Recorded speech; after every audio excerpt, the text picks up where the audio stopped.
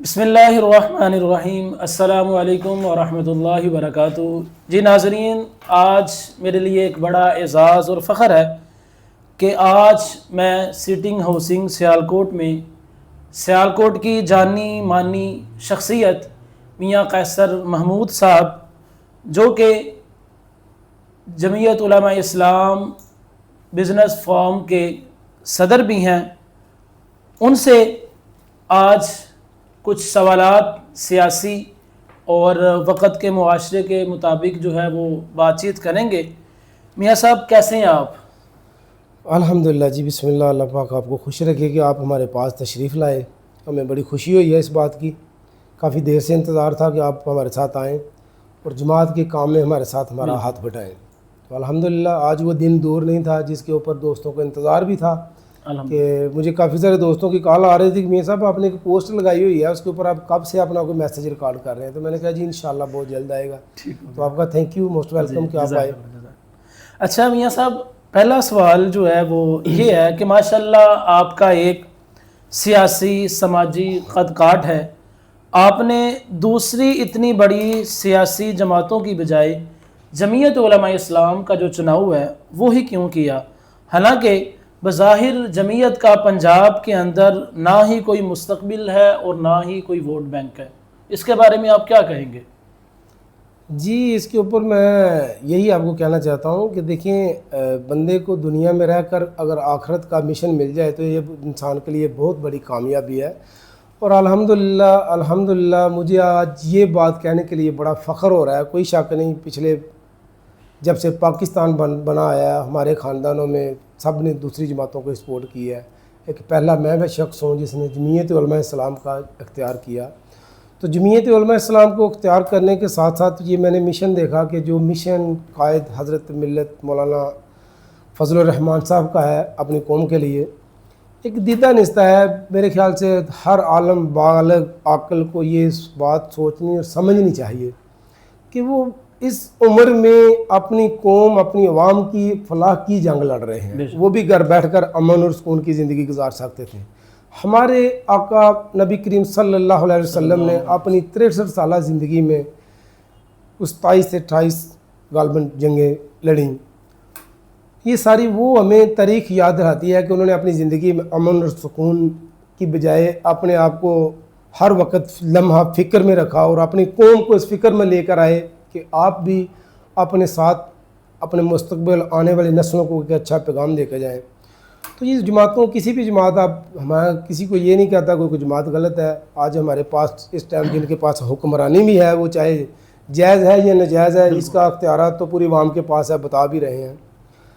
تو ان کے باوجود بہت سارے دوستوں کے کہنے کے باوجود بھی مجھے یہ فخر سے محسوس ہوئی کہ میں اگر جمعیت علماء اسلام کو آج اس کے ساتھ کھڑا ہوتا ہوں تو یہ میرے لیے دنیا اور آخرت کی بقا ہے اور اس میں میری نسلوں کی بھی بقا ہے۔ تو میں نے یہ فیصلہ افضل ترین سمجھا۔ مجھے کسی شہرت، عزت، الحمدللہ میں نے 20 سے 22 سال میں گلف کنٹری میں بزنس کر رہا ہوں۔ آج پچھلے 5 سال سے میں پاکستان سیالکوٹ میں بھی بیٹھ کے ریل اسٹیٹ کا بزنس ڈیولپمنٹ کر رہا ہوں۔ تو الحمدللہ اللہ کا شکر ہے کہ سیالکوٹ میں ڈریم ڈیولپر کا بھی ایک نام ہے، میرا اپنا بھی ایک پہچان ہے۔ تو اس میں مجھے کسی چیز کی مسا رنجش، کوئی مایوسی نہیں ہوئی۔ مجھے فخر ہوا ہے کہ میں نے صرف اور صرف جمعیت علماء اسلام کا اختیار کیا ہے، میں نے پرچم نبوی کا اختیار کیا ہے، اور میری یہ خواہش ہے کہ یہ میرے مرتے دم تک میری نسلوں کے بعد بھی انشاءاللہ یہ پرچم نبوی ہوئی انشاءاللہ ان خاندان میں، میری نسل میں بھی انشاءاللہ جائے گا۔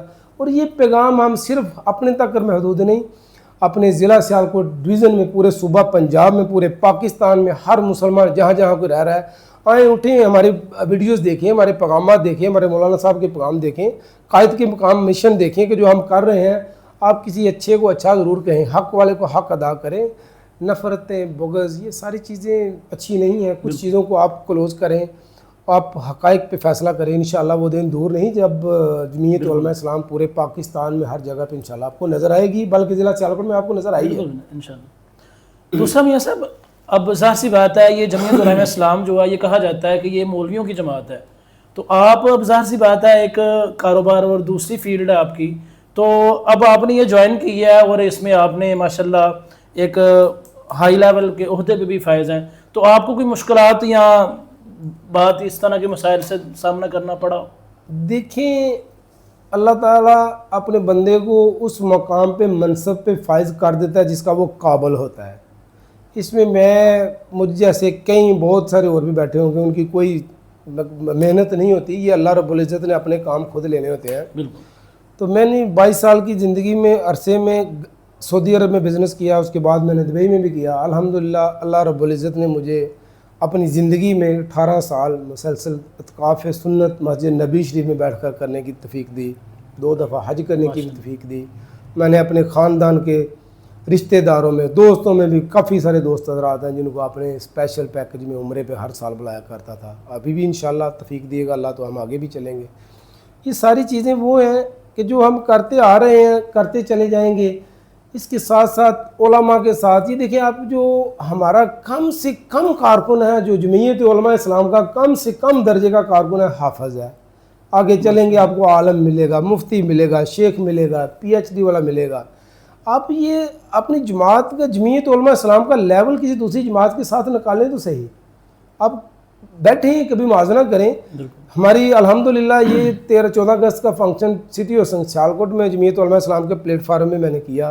अल्लाह पाक ने मुझे ये तौफीक दी। ये सादत सियालकोट की, ज़िला सियालकोट की अवाम के लिए, जमीयत उलमा इस्लाम के कारकुनों के लिए बासे फ़ख्र की बात है कि ये भी तौफीक और सादत अल्लाह पाक ने मुझे दी।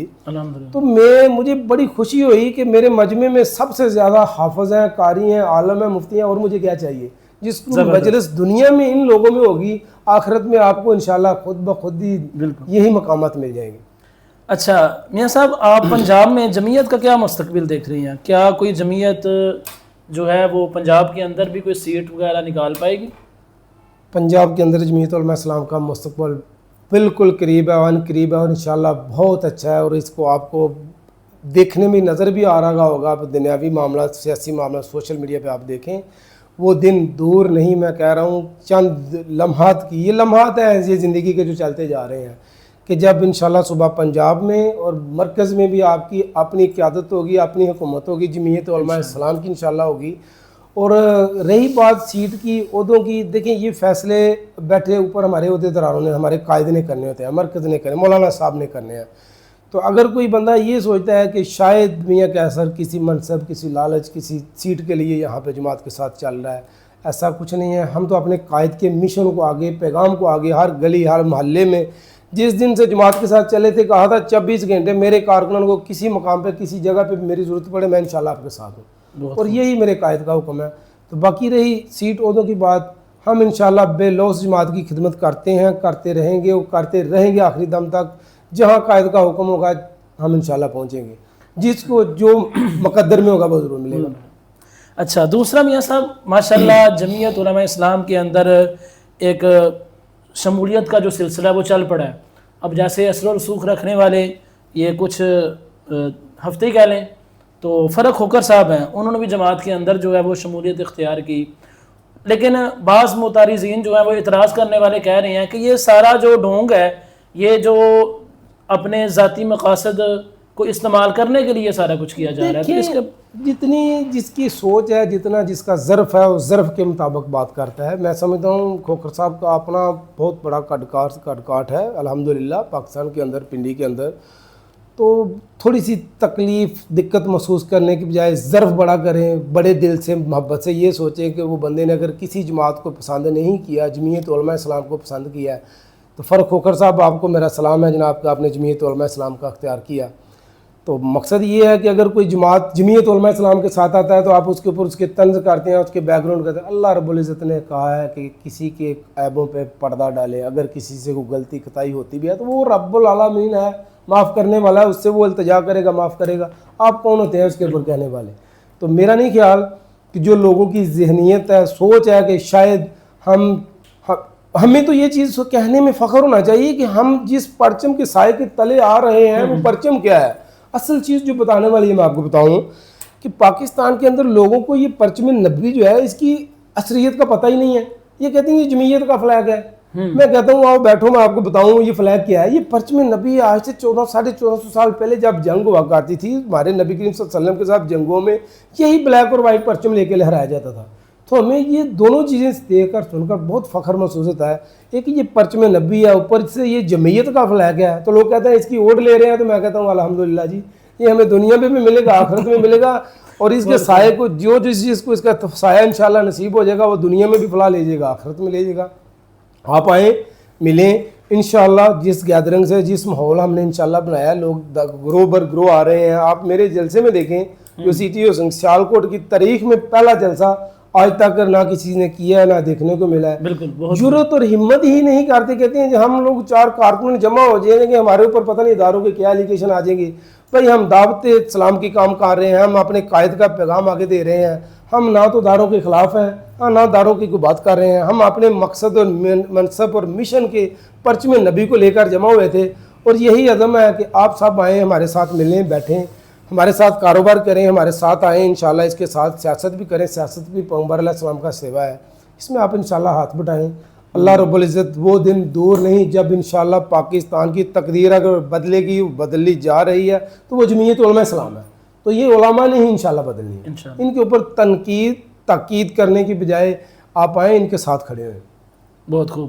اچھا، جیسا کہ آپ جمعیت کے اندر اب نئے نئے شامل ہوئے ہیں، تو شمولیت کے بعد جماعت کے اندر ظاہر سی بات ہے کوئی بھی جماعت ہے اس کے اندر اختلافات ہوتے ہیں. تو آپ دل برداشتہ تو نہیں ہوئے؟ اس کے بارے میں آپ کیا کہتے ہیں؟ اختلاف کو کس نظر سے دیکھ رہے ہیں؟ چھوٹے چھوٹے اختلافات دیکھیں حلقہ باب میں ہوتے ہیں. میں انشاءاللہ کسی کے ساتھ بھی کوئی اختلافات جمعیت کے پلیٹ فارم پہ تو نہیں نہ کروں گا، نہ رکھوں گا، نہ میرا ہے. اگر کسی کے ساتھ ہے بھی ہے تو میں نے جو سنا ہے علماء سے کہ جماعت کے اندر اختلاف رائے رکھنا بھی ایک حسن ہے.